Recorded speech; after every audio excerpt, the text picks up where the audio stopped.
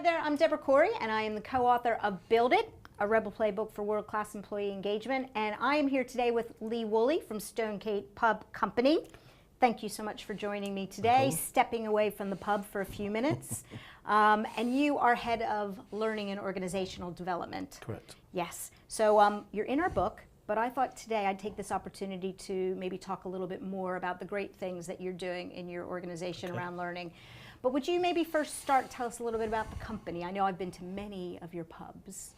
Okay, so we're a pub company. We have 700 sites. Haven't been to all 700, just want to make that clear. Okay. 700 sites ranging from small pubs, boozers, all the way up to big nightclubs and restaurants. So quite a range, and we employ around 14,000 people. Wow. So if you think about from a learning perspective, you've got a real diverse organization. You also have a lot of people who are just out there with customers all the time. What kind of challenges does that create? I think that the biggest challenge is across 700 sites, very different types of sites, lots of nationalities, lots of experience and inexperience, and lots of different roles. If you think about any of the hospitality industry, you've got people from the chefs in the kitchen, the front of house team, the bar teams, the management, and then a head office of circa 300 people as well. So when you say challenge, the diversity of that and being able to get your programs or whatever you want delivered out across places going from Aberdeen down to Newquay is a challenge. Right. And why in your organization do you believe that learning is important? So why do we have someone like you who's leading the charge when it comes to learning? We're owned by venture capitalists, so we're a private equity company, and unusual for a lot of private equity, they put a lot of money into learning and development. And the reason they do is we prove time and time again the return on investment. So we get the money, and we spend a lot of money on learning and development, but it proves, we prove through those metrics what it returns for us. And by proving that over and over again, each year, the company keep pumping more in. So it's almost a self-fulfilling prophecy that we're getting the results we're getting. What type of results? So for organizations, because some organizations can't get the money pumped in, so I'm sure some people listening and thinking, ooh, tell me the secret, tell me the secret. Yeah, so I suppose the one of the figures that we quote all the time is what our career progression does for each level of turnover, and then from there, or reducing team turnover, and then from there, what cost implication that has. So quite simply, we know that if we get our team members inducted properly, we halve our team turnover. Right. We know if we get them onto the team leader program, it halves that turnover again. And actually through the career pathway up to general manager, we know it halves into single figure. Wow. Now our industry is renowned, the hospitality industry, for having high turnover. So the industry average sits around 124%. But we know if we get them through our career pathway up to get them to GM, it's down at around 8%. So then if you take that and what it costs to recruit, train and get a team member up to scratch, even the most conservative estimate sits around £600. So if you can, it's a huge then reduction. Right. And so that's one measure we have. And then the second measure that we quote a lot is those people that make it through the career pathway are actually more profitable than people who bring in externally.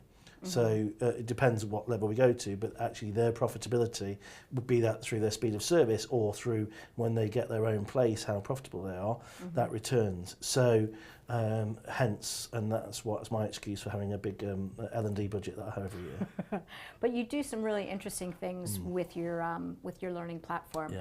So maybe if you just start from the beginning, so because I know you put it in place a few years ago, why did you decide, before we get into what it is, which is, I really love your learning platform, why did you decide to do what you decided to do? I've always believed in the number of roles that I've had that you learning made fun is what we need to do. And look, we work in pubs. If we can't make it fun, nobody can. You know, right. we work with pubs, restaurants and alcohol. So if we can't make it fun. But also, I think if you give a career pathway identity, and it might take people a while to get into it, and it won't suit everybody, but having an identity then, it helps people attached to it and actually feel like a sense of belonging. And I think that's big as well, especially where your sites are disparately spread around the country. I think it's really important that they feel like they've got an affinity to the company.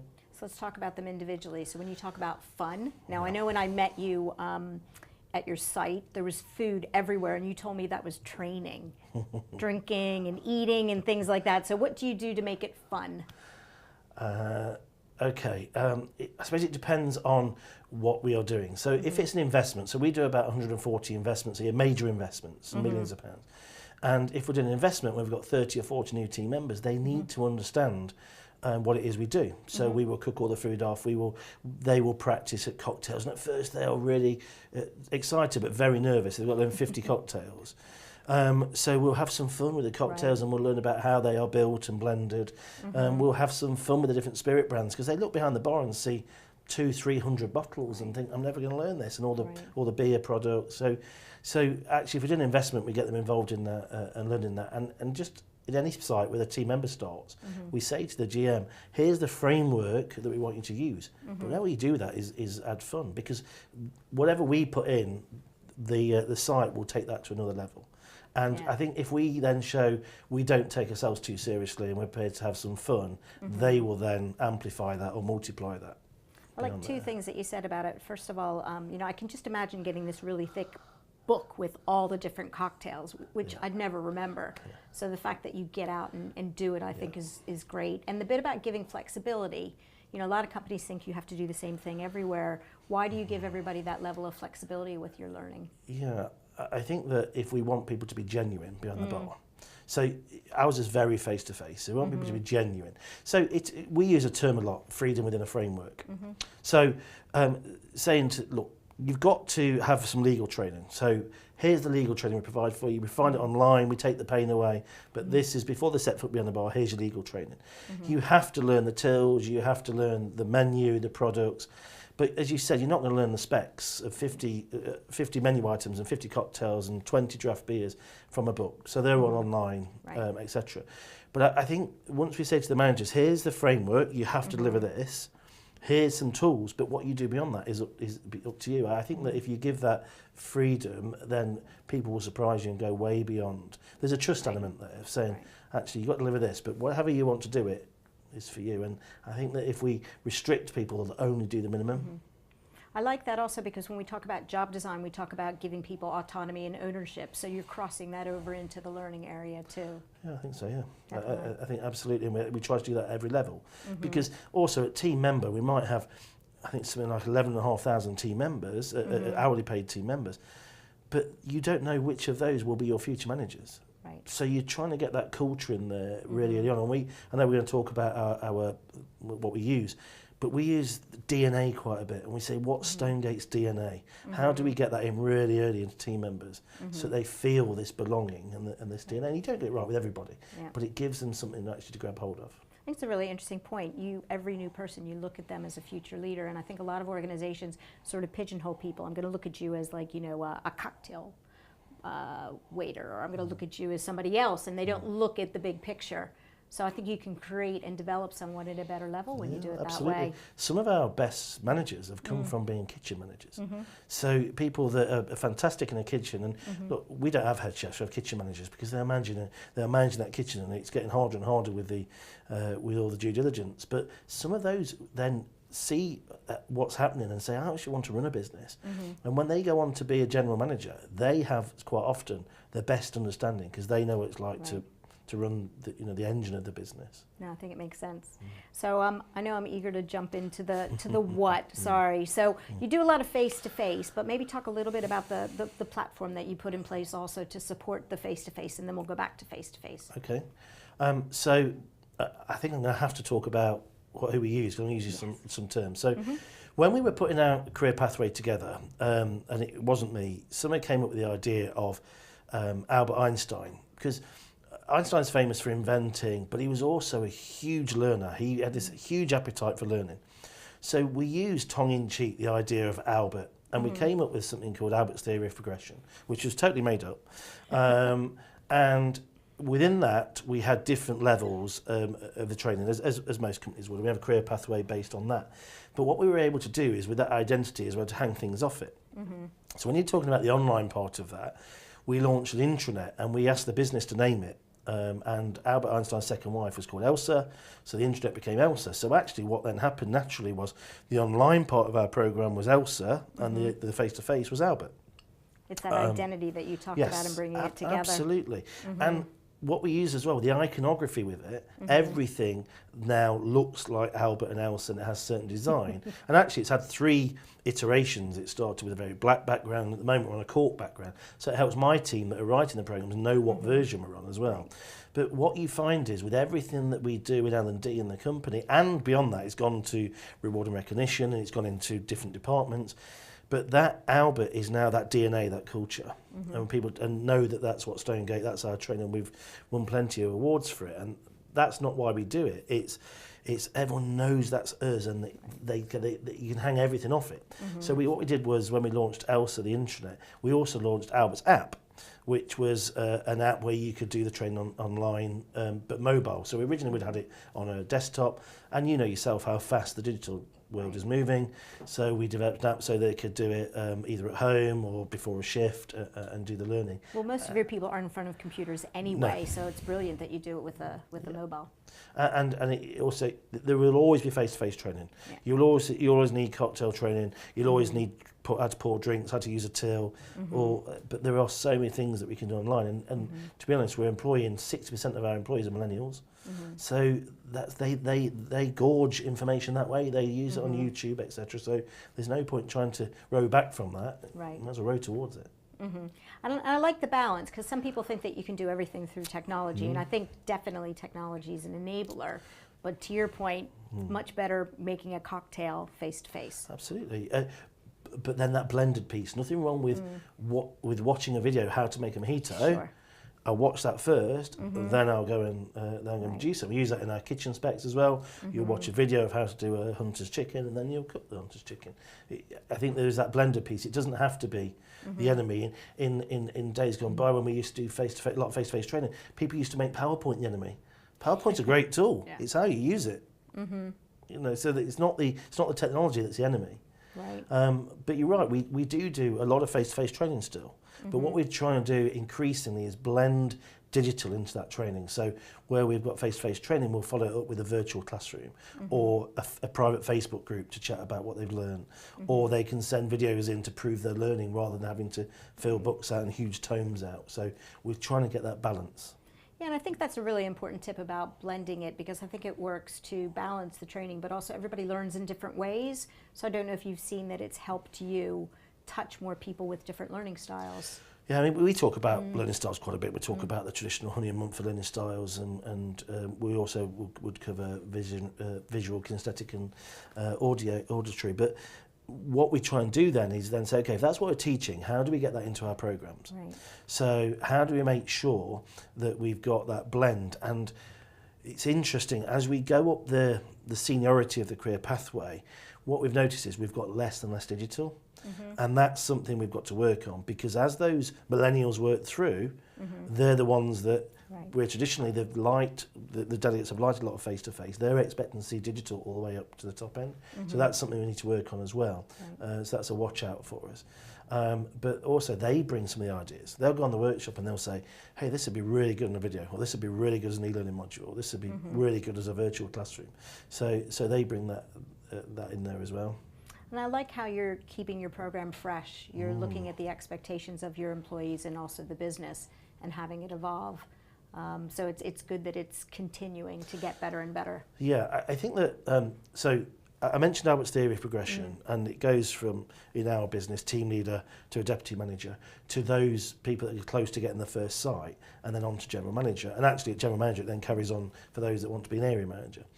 And each level we have an identity for it. So I mentioned Albert Einstein, we have the team leader level is called Albert's Award, and that's all about learning how to be a team leader. So it's got some basic line management in there, some motivation and delegation, how to learn to be that team leader. They then move on to the deputy program, and it's a bit more technical about how to do things in a site. And then when they get to the accelerator program, it's very different, because that's about your personal values and drive and what are you going to be when you run your own business. And bear in mind, some of these young people are running businesses taking £1, £2 and even £3 million a year. So these are individual sites, but for some companies that would be their annual turnover. Yeah. So getting them to actually not just think about the technical side, but the whole ethos of why they're doing it and how they want to lead and what they want to be famous for. And we do a lot of work in that, and it's very, that program's very quirky and very different to anything certainly I've taught before in 20 years of being in L&D. I think it's really important because so much of our time we spend on operations, but that's not really what makes the business successful. You know, somebody comes in and they want things well run, but it's what you talk about quirky. It's what's going to make your pub unique. Yeah, I think so. You can learn a lot of the technicals with a manager in site. That's great. They can learn that. What they don't seem to learn in site, what we need to get and think about, is what's driving themselves, and how can you go and make a name for yourself. And it's interesting. Your book, you talk about being that rebel. We like that little bit of twinkle in the eye rebel. You know, we like them to go and try something different. And the recent World Cup's been amazing for us, but some of what some of the managers are doing, and these new managers that we've brought through the business, we wouldn't have thought of doing these things. Right. But it's freed them up to go, I'm going to have a go at this, and I'm going to try this. And now that on the back of that, some of the sports they're going after, because they've seen a trade for it, going after things like American wrestling and kabaddi. One of our sites is famous for going and watch kabaddi in there. And it's just allowing them to have, again, that freedom within a framework. And then, if I can, I'll add, we have this philosophy that I mentioned it called bar to boardroom, and our CEO and our chairman believe this. So we don't just stop when they get to general manager. We then have a suite of what we call masterclasses, where if there's skill gaps they have or things they want to develop on, they can go on to one of the masterclasses. Some are face-to-face and some are online. So they can do those masterclasses, and then we have a final program on that career pathway for those that want to be area manager. What's really interesting now is we're seeing our first people that have come through the whole career pathway now saying, yes, I've been a manager in a couple of sites, I've enjoyed that, but I want to go on. And that's certainly a difference with the younger millennials. They aren't happy with that's where I've got to, it's what's next. They're always looking ahead, definitely. And these more senior ones, is it more personalized as far as what they need specifically to get to the next level? It becomes like that. The program isn't personalised. The program to be an area manager is very modular, and there's extra things it can do. But what they get on that is an individual online PDP. Right. So they form that PDP and where the skill gaps are and what they need to work on, and they all work on that. They'll get a mentor to work on that, and it's really interesting training the mentors, because again, the mentor, we need to make sure that the mentor personality isn't just because they're a good operator, but they can associate with these hungry people coming through that maybe have different ambitions or motivators than they had 10 years ago.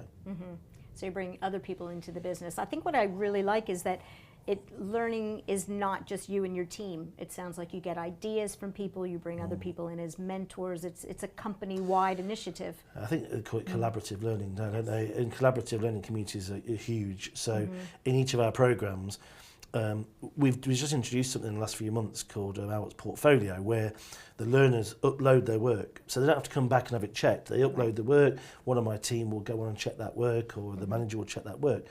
But what they can also do in there is collaborate. So they can say, okay, I was having a real problem with this business plan exercise where we have to create a business plan. How's everyone else got on with this? And they can share their learnings on there. It's no longer let's hide behind the work. So I think collaborative learning is a biggie, and people not realising they're on their own, because some of it is tough. You want to get to an area manager, it's a tough thing. It's a lot you've got to learn. Yeah. So I think that feeling that you're not isolated is a biggie. And all of our programmes, they look fun. Right. I remember reading something from De Montfort University 10, 15 years ago that said how a programme looks is as important as the content. I mean, that is a real sobering thought. So we use a lot of digital design and have fun with it. So it's got that nod to Albert, but it's fun, and our e-learning is fun. And you know, if I took the e-learning to the board, I think they'd have a heart attack because they're not my audience. And I think that's another big tip for everybody is think about who your audience is, not who your board are. because really they good are two point, very different things. Yeah, and I'll make sure I share some links to some of the great graphics, because you're right, they're absolutely brilliant. Yeah. So I could talk to you forever on this. There is more of it in the play, and I will do some links to some of the great things that you do. Could I maybe ask you to end? You started giving a couple of tips, but if somebody gets all excited the way I am about this program and thinks I want to go back and do something in my own way, what kind of 2-3 tips could you give them? I think that the one I ended on is important. Think about who your audience is. Definitely, which seems obvious, but it's not always done. But it's not. You No, start it there isn't. and go. Yeah. I think I make a joke quite often, and I don't want to offend anybody, but a lot of programs are bronze, silver, gold.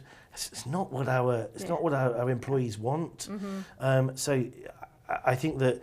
Think about who your audience is and getting them involved. Yeah. And any program we develop now, any tweaking, we have a focus group of of different people. And one of the things we've learned through pain is don't always get your great people in that group. Yeah. Get some people that have been identified as, because they will tell you, it's a bit like the Disney mentality of, let's get some people in that will pull it to pieces. Yeah, I like people like that involved, yes. So I think think about your audience, or get them involved.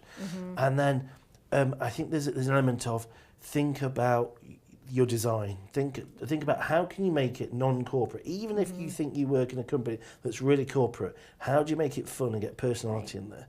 Yeah. People work for people, and that's no different when they're learning them. Yeah, I mean, I would challenge anybody, even if you're a corporate business, why does learning have to be corporate? There's no reason. There's no legal ramifications of it or anything. Preaching to converted. Yes, I know. Yeah, I listen to you. Perfect. Well, Lee is definitely a rebel in what you've done, and the whole idea with Albert and Elsa, and I think it's absolutely brilliant. So I hope you've enjoyed it, and I just want to end by saying to go out there and be a rebel. Thank you very much.